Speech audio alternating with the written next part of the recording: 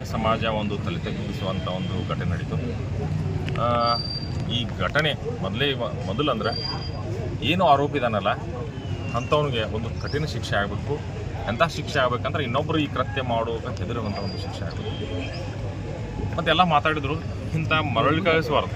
ಈಗ ಆಗಿದ್ದಂಥ ಶಿಕ್ಷೆ ಆಗ್ತದೆ, ಅದರಿಂದ ಮರಳಿ ಕಳಿಸದೆ ಮಾಡಬೇಕಾದ್ರೆ ನಾವೊಂದು ನೀ ಜರ್ಕ್ ರಿಯಾಕ್ಷನ್ ಮಾಡಿದೆ, ಇವ್ರು ಬ್ಲೇಮ್ ಮಾಡಿದೆ, ಅವರಿಂದ ಆಯಿತು ಇದರಿಂದ ಆಯಿತು ಅಂತೇಳಿ. ಯಾಕಂದರೆ ಈಗ ಆಲ್ರೆಡಿ ಪಕ್ಷ ಜಾತಿ ಧರ್ಮ ಭೇದ ಮರೆತು ಎಲ್ಲ ಇಡೀ ರಾಜ್ಯದಲ್ಲಿ ಒಂದು ಪ್ರತಿಭಟನೆ ಮಾಡಿದ್ದಾರೆ. ನಮ್ಮ ಮಹಿಳಾ ಮತ್ತು ಮಕ್ಕಳ ಸಮಾಜ ಕಲ್ಯಾಣ ಇಲಾಖೆ ಮಿನಿಸ್ಟರ್ ಅವರು ಭೇಟಿಯಾಗಿ ಮನೆಗೆ ಹೋಗಿ ಇವರಿಗೆ ನ್ಯಾಯ ಕೊಡಿಸ್ತೀವಿ, ಆರೋಪಿಗೆ ಒಂದು ತಕ್ಕ ಶಿಕ್ಷೆಯನ್ನು ಕೊಡ್ತೀವಿ ಅಂತ ಹೇಳಿದ್ದಾರೆ. ಆದರೆ ಮತ್ತೆ ಮರಳಿ ಕಳಿಸಿ ಮಾಡಬಾರ್ದಂದ್ರೆ ಒಂದು ನಾಗರಿಕ ಸಮಾಜ, ಒಂದು ಪೊಲೀಸ್ ಡಿಪಾರ್ಟ್ಮೆಂಟ್, ನ್ಯಾಯಾಂಗ ವ್ಯವಸ್ಥೆ ಮತ್ತು ಶಿಕ್ಷಣ ವ್ಯವಸ್ಥೆ ಇವರೆಲ್ಲರೂ ಕೂಡ್ಕೊಂಡು ಒಂದು ಏನಾದರೂ ಮಾಡಬೇಕು. ಒಂದು ಲಾ ತರೋದಾಗಲಿ, ಒಂದು ನಾವು ಹೇಳ್ತೀವಿ ಬರೀ ಹೆಣ್ಮಕ್ಳ ನೈತಿಕತೆ ಮಾಡ್ತೀವಿ, ಸಂಸ್ಕೃತ ಎಲ್ಲಿ ನಾರೀಜ ಮಾಡ್ತಾರಲ್ಲ ಅಲ್ಲಿ ಅಂತ ಹೇಳಿ ಬರೀ ಪುಸ್ತಕದ ಇದರೊಳಗೆ ಅದು ಬೋಧನೆ ಆಗಬೇಕು, ಮಾತ್ರ ನಿಜವೂ ಧರ್ಮ ಆಗಲಿಕ್ಕೆ ಸಾಧ್ಯದ.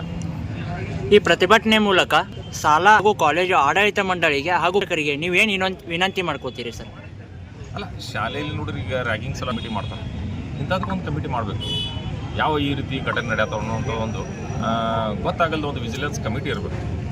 ಇದ್ರ ಬಗ್ಗೆ ಶಿಕ್ಷಣ ಆಡಳಿತ ಮಂಡಳಿ ಇನ್ಫಾರ್ಮೇಷನ್ ತಿಂಗಳ ಅಂತ ಒಂದು ಮೀಟಿಂಗ್ ಆಗೋದಾಗಲಿ, ಇನ್ಫಾರ್ಮೇಷನ್ ತೊಗೋದಾಗಲಿ ಇತ್ತಂದ್ರೆ ಈ ಮತ್ತು ಮಾನಸಿಕ ಒಂದು ಏನು ನಮ್ಮ ಸ್ಟೂಡೆಂಟ್ ಇರ್ತಾರಲ್ಲ ಅವ್ರ ಮಾನಸಿಕತೆ ಬಗ್ಗೆಯೂ ಶಾಲಾ ಶಿಕ್ಷಣ ಮಂಡಳಿ ಅಥವಾ ಏನು ಪಾಲಕರು ಅದನ್ನು ಕನ್ಸಿಡರ್ ಮಾಡಬೇಕು.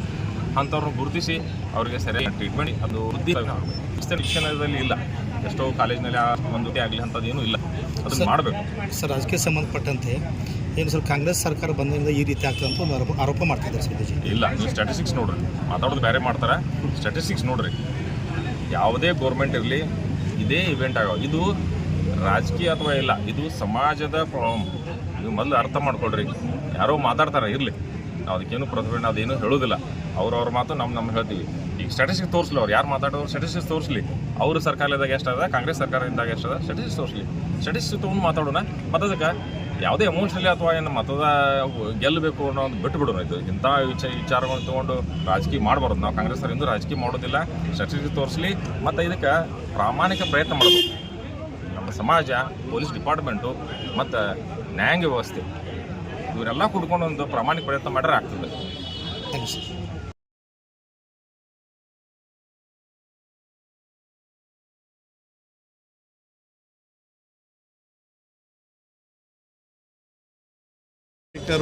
ಈ ಒಂದು ಹೋರಾಟಕ್ಕೆ ತಮ್ಮ ಬೆಂಬಲವನ್ನು ಸೂಚಿಸಿದ್ದಕ್ಕೆ ನಾನು ನಾಗರಿಕ ಹಿತರಕ್ಷಣಾ ವೇದಿಕೆ ವತಿಯಿಂದ ಅವರಿಗೆ ತುಂಬು ಹೃದಯದ ಧನ್ಯವಾದ ಹೇಳುತ್ತಾ, ನನಗೆ ಭಾರತ ದೇಶದಲ್ಲಿ ಹೆಣ್ಣಿನ ಜನಸಂಖ್ಯೆ ಭಾಳ ಕಡಿಮೆ ಆಗ್ತಾ ಇದೆ. ನಾವು ಸೆನ್ಸಸ್ಗೆ ಏನು ನಾವು ಗಣತಿ ಮಾಡ್ತೇವಲ್ಲ, ಗಣತಿಯಲ್ಲಿ 1000 ಜನ ಗಂಡು ಮಕ್ಕಳಿಗೆ 936 ಜನ ಹೆಣ್ಮಕ್ಳಿದ್ದಾರೆ. ಇದೇ ರೀತಿ ಇದು ಹೋಯ್ತಂದರೆ ಈಗ ಒಂದು ನೇಹ ಹಿರೇಮಠ ಯಾವಾಗೋ ಒಂದಾಗಿದೆ, ಇದು ದಿನನಿತ್ಯ ನಿಮ್ಮ ಮಕ್ಕಳಿಗೆ ಆಗುವಂಥ ಒಂದು ಪರಿಸ್ಥಿತಿ ಉದ್ಭವಿಸುತ್ತೆ. ಅದಕ್ಕೆ ದಯಮಾಡಿ ಎಲ್ಲರೂ ಎಚ್ಚೆತ್ತುಕೊಳ್ಬೇಕು. ಸರ್ಕಾರಗಳು ಕಾಯ್ದೆಗಳನ್ನು ತಿದ್ದುಪಡಿ ಮಾಡುವಲ್ಲಿ ಮುತುವರ್ಜಿ ವಹಿಸಬೇಕಂತ ನಾನು ತಮ್ಮ ಮಾಧ್ಯಮ ಮುಖಾಂತರ ಸರ್ಕಾರಕ್ಕೆ ಒತ್ತಾಯ ಮಾಡ್ತೇನೆ. ಯಾಕಂದರೆ ನಾವು ಇನ್ನೂ ಹಳೆ ಪದ್ಧತಿಯಲ್ಲೇ ಇದ್ದೇವೆ. ಈಗ ಗೊತ್ತಾಗಿದೆ, ಈಗಾಗಲೇ ಇವರು ಹೇಳಿದರು ಮಾತಾಡ್ತಾ, ಈಗ ದುಬೈ ಗಲ್ಫ್ ಕಂಟ್ರಿಯಲ್ಲಿ ಯಾವ ರೀತಿ ಶಿಕ್ಷೆ ಮಾಡ್ತಾರೆ ಆ ರೀತಿ ನಮ್ಮ ಭಾರತ ದೇಶದಲ್ಲಿ ಆ ರೀತಿ ನಾವು ಶಿಕ್ಷೆ ಮಾಡಲಿಲ್ಲ ಅಂದರೆ ಈ ರೀತಿ ಕೃತ್ಯಗಳು ನಡೀತಾನೇ ಇರುತ್ತೆ. ಅದಕ್ಕೆ ದಯಮಾಡಿ ಮಾಧ್ಯಮ ಮುಖಾಂತರ ನಾನು ಸರ್ಕಾರಕ್ಕೆ ಹೇಳೋದು ಇಷ್ಟೇ, ಇಂಥ ಕೃತ್ಯ ಆಗಲ್ದಂಗೆ ನೋಡಬೇಕಿತ್ತಂದರೆ ನಮ್ಮ ಕಾನೂನು ಸುವ್ಯವಸ್ಥೆಯಲ್ಲಿ ಬದಲಾವಣೆ ಆಗಬೇಕು. ಅದಾಗಲಿಲ್ಲ ಅಂದರೆ ಇದು ಇದೇ ರೀತಿ ಮುಂದುವರಿಯುತ್ತೆ. ಅದಕ್ಕೆ ದಯಮಾಡಿ ಸರ್ಕಾರ ಈ ವಿಷಯವನ್ನು ಇಟ್ಕೊಂಡು ಎಚ್ಚೆತ್ತುಕೊಂಡು ಮುಂದಿನ ಕ್ರಮ ಕೈಗೊಳ್ಬೇಕಂತ ನಾನು ಈ ಮಾಧ್ಯಮ. ಸರ್, ಎಲ್ಲೋ ಒಂದು ಕಡೆ ಪಾಲಕರು ಕೂಡ ಕಾರಣ ಈ ರೀತಿ ಹೌದು. ಶಿಷ್ಟಾಚಾರ ಅನ್ನೋದೇನು ಇರುತ್ತೆ ಅಲ್ಲ, ನಮ್ಮ ಸಂಸ್ಕೃತಿ ಅನ್ನೋದೇನಿರ್ತೇವಲ್ಲ, ನಾವು ಮಕ್ಕಳಿಗೆ ಈಗ ಭಾಳ ಸಣ್ಣ ವಯಸ್ಸಾಗ ಮೊಬೈಲ್ ಕೊಡಾಕತ್ತೇವೆ. ನನ್ನ ಮಗ ಮೊಬೈಲ್ ಸರ್ ನಾ 2ನೇ ಓಡ್ತಿರ್ತಾನೆ, ನನ್ನ ಮಗ ಮೊಬೈಲ್ ಎಲ್ಲ ಆಪ್ರೇಟ್ ಮಾಡ್ತಾನೆ ರೀ, ಅದು ಭಾಳ ಎಕ್ಸ್ಪರ್ಟ್ ಅದಾನ್ರಿ ಅಂತ. ಈಗ ಅದ್ರದ್ದು ಇದು ನೆಗೆಟಿವ್ ಇಂಪ್ಯಾಕ್ಟ್ ಆಫ್ ದ್ಯಾಟ್. ಆಮೇಲೆ ಮಕ್ಕಳಲ್ಲಿ ನಾವು ಅವರ ಆರೋಗ್ಯದ ಕಡೆ ಲಕ್ಷ್ಯ ಕೊಡ್ತಾ ಇಲ್ಲ. ಇದು ಈಗ ಹುಡುಗ ಮಾಡಿದ್ದು ಒಂದು ಸೈಕಾಲಜಿ ಪೇಷಂಟ್ ಥರ ಟ್ರೀಟ್ ಮಾಡಿದಾಗ, ಈಗ ಒಬ್ಬ ಸರಾಯಿಗೆ ಅಡಿಕ್ಟ್ ಆದವನಿಗೆ ಸರಾಯಿ ಸಿಗಲಿಲ್ಲ ಅಂದರೆ ಅವ್ನು ಯಾವ ರೀತಿ ಮಾಡ್ತಾನಲ್ಲ ಆ ರೀತಿ ಅವನು ಒಂದು ಹೆಣ್ಣು ಹುಡುಗಿ ಜೊತೆ ಆ ರೀತಿ ಒಂದು ಸಂಬಂಧ ಬೆಳೆಸಿದಾಗ ಆ ಹೆಣ್ಣು ಹುಡುಗಿ ಅವನಿಂದ ದೂರ ಆದಾಗ ಮಾಡೋ ಕೃತ್ಯ ಇದಾಗುತ್ತೆ. ಅದಕ್ಕೆ ತಾವು ಹೇಳ್ದಂಗೆ ಪಾಲಕರು ತಮ್ಮ ಮಕ್ಕಳಿಗೆ ಟೈಮ್ ಕೊಡಬೇಕು. ಈಗ ಏನಾಗಿದೆ, ಪಾಲಕರಿಗೆ ಮಕ್ಕಳಿಗೆ ಟೈಮ್ ಕೊಡೋಕ್ಕಾಗಿಲ್ಲ. ದುಡ್ಡು ಹೊರಗಡೆ ಐತೆ, ಹೋಗಿ ಹಾಸ್ಟೆಲ್ದಾಗ ಇಡ್ತಾರೆ. ಮಗ ಏನು ಮಾಡತಾನೆ ಅವ್ರಿಗೆ ಗೊತ್ತಿರೋಂಗಿಲ್ಲ. ಈಗ ಗಾಂಜಾ ಸೇದೋದು, ಗುಟ್ಕಾ ತಿನ್ನೋದು, ಸಿಗರೇಟ್ ಸೇದೋದು, ಸಣ್ಣ ವಯಸ್ಸಾಗ ಮದ್ಯಪಾನ ಮಾಡೋದು, ಇವೆಲ್ಲ ಭಾಳ ಆಗ್ತಾ ಇದ್ದಾವೆ. ಇಂಥ ಕೃತ್ಯಗಳ ಮುಂದೆ ಈ ಒಂದು ರೇಪ್ ಅನ್ನುವಂಥ ಒಂದು ಕೃತ್ಯ ಬರುತ್ತೆ. ಅದಕ್ಕೆ ಪಾಲಕರು ಇದರ ಬಗ್ಗೆ ಭಾಳ ಮುತುವರ್ಜಿ ಸರ್. ತಮ್ಮ ಎಲ್ಲ ಹೆಣ್ಮಕ್ಳಿಗೆ, ಇದು ಯಾವುದು ಜಾತಿ ಭೇದ ಇಲ್ಲ. ಎಲ್ಲ ಯಾವುದೇ ನಮ್ಮ ಭಾರತ ದೇಶದ ಯಾವುದೇ ಹೆಣ್ಮಕ್ಳ ಮೇಲೆ ಆದರೆ ನಮ್ಮ ಅದ್ರ ಪ್ರತಿಭಟನೆ. ಸರ್, ಹಾಗಾದ್ರೆ ಶಿವಮೊಗ್ಗದಲ್ಲಿ ಒಂದು ಏನೋ ಮಾರ್ಚ್ 31 ಒಂದು ಘಟನೆ ಆಗುತ್ತೆ. ಪ್ರದೀಪ್ ಅನ್ನೋ ಹುಡುಗ ರುಕ್ಷಾರ ಅನ್ನೋ ಏನೋ ಒಂದು ಹುಡುಗಿನ ಮರ್ಡರ್ ಮಾಡ್ತಾರೆ. ಅದ್ರ ಸಲುವಾಗಿ ಯಾರು ಪ್ರತಿಭಟನೆ ಮಾಡಿದ್ರು ತಮ್ಗೆ ಗೊತ್ತಿದೆ ಇಲ್ಲ ಯಾರು ಗೊತ್ತಾ? ಕೆಲವೊಂದಿಷ್ಟು ಸಂಘ ಸಂಸ್ಥೆಗಳು ಶಿವಮೊಗ್ಗದಾಗ ಇದ್ದಾರೆ, ನನ್ನ ಆತ್ಮೀಯರ ಗೆಳೆಯರು ಇದ್ದಾರೆ, ಅವ್ರು ಮಾಡಿದ್ದಾರೆ. ಇಲ್ಲಿ ಯಾವುದೂ ಜಾತಿ ಭೇದ ನೋಡ್ರಿ, ಇಲ್ಲಿ ಮನುಷ್ಯ ಅನ್ನೋದು ಒಂದೇ ಜಾತಿ. ನಾವು ಅದನ್ನ ಒಂದೇ ಇದು ಮಾಡ್ಕೊಂಡು ಅದು ಯಾರೇ ಇರಲಿ, ಹೆಣ್ಣು ಮಗಳನ್ನು ನಾವು ಈಗ ಭಾರತ ದೇಶದಾಗ ಹೆಣ್ಣು ಪ್ರಧಾನ ದೇಶ. ನಾವು ಹೆಣ್ಣು ಮಕ್ಕಳನ್ನ ದೇವರಿಗೆ ದೇವತೆಗೆ ಹೋಲಿಸ್ತೇವೆ. ಸೊ ಆ ಟೈಪ್ ಇದ್ದಾಗ ನಾವು ಇಲ್ಲಿ ಯಾವುದೂ ಜಾತಿ ಭೇದ ಇಲ್ಲ, ಬೇಕಾದ ಜಾತಿ ಇರಲಿ, ನಾವು ಹೆಣ್ಣು ಮಕ್ಕಳ ಮೇಲೆ ಈ ರೀತಿ ದೌರ್ಜನ್ಯ ಆದಾಗ ನಾವು ಪ್ರತಿಭಟನೆ ನಮ್ದು ಯಾವತ್ತೂ ಇರುತ್ತೆ. ಇಂಥ ದುಷ್ಕೃತ ಲಾಸ್ಟ್ ಇಯರ್ ನಮ್ಮ ಬ್ರದರ್ ಆಗಿದೆ. ಅವ್ರ ಸಮಾಜ ಅವ್ರಿಗೆ ವಕೀಲರಾರ್ದು ಹಂಗೆ ಸಮಾಜ ಅದಕ್ಕೆ ಮಾಡಿದ್ರೆ ಯಾವ ಅವ್ರಿಗೆ ಅಂದ್ರೆ ಅಟ್ಕಿ ಕಚ್ಚೆ ಅಂತ ನಾವು ಆಲ್ರೆಡಿ ಒಂದು ನೋಡ್ತಾ ಇದ್ದೇವೆ. ಅದು ಬೇಲಿ 5 ಆರೋಪಿಗಳು ಹೊರಗೆ ಅಡ್ಡಾಡ್ತಾ ಇದ್ದಾರೆ. ಸರಿ, ಅದನ್ನು ಬಾರ್ ಅಸೋಸಿಯೇಷನ್ ತೀರ್ಮಾನ ಮಾಡಬೇಕಾಗುತ್ತೆ ಸರ್.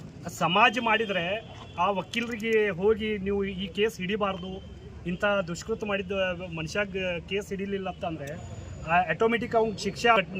ಸರ್ಕಾರ ಅಪೋನೆಂಟ್ ಈಗ ನೇಹಾ ಹಿರೇಮಠ ಅವ್ರ ವತಿಯಿಂದ ಏನು ವಕೀಲರು ಕೊಟ್ಟಿರ್ತಾರೆ, ಅವನು ಒಬ್ಬನೇ ಅಲ್ಲಿ ಫೈಟ್ ಮಾಡಿದ್ರೆ ಆಟೋಮೆಟಿಕ್ ಫಾಸ್ಟ್ ಆಗುತ್ತೆ. ಧನ್ಯವಾದ. ಇದೇ ತಿಂಗಳ 18ನೇ ತಾರೀಕು ಹುಬ್ಬಳ್ಳಿಯಲ್ಲಿ ನಡೆದಂತಹ ನೇಹಾ ಹಿರೇಮಠ್ ಅನ್ನುವಂತಹ